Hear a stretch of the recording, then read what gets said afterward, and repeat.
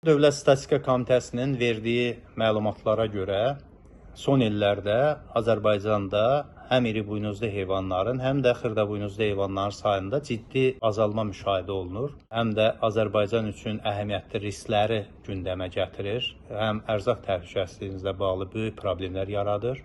Eyni zamanda kənd təsərrüfatının inkişafına neqativ təsir göstərir, qoyunçuluğun və maldarlığın inkişafına da əhəmiyyətli təsirini göstərir. Və belə bir vəziyyətdə Azərbaycan hökumətinin müvafiq qurumlarının atdığı addımlara və göstərdiyi təşəbbüslərə cəmiyyət üzvləri, ziyalılar mütləq dəstək verməlidirlər. Və bu ona görə vacibdir ki, belə bir tendensiyanın qarşısını indidən almasaq, bu gələcəkdə bizim üçün həm də bioloji təsirlərdən başqa insan sağlamlığı üçün də narahat edici problemləri aktuallaşdıracaqdır.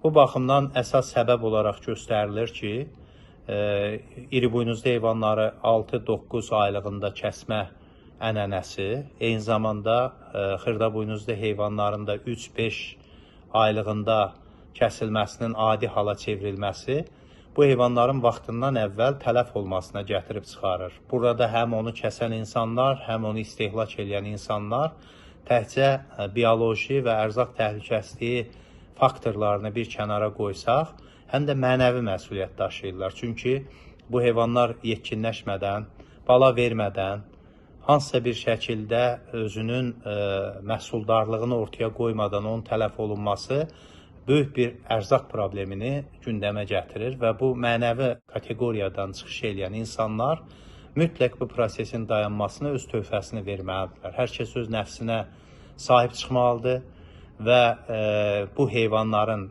erkən yaşda kəsilməsinə dur deməyi bacarmalıdır.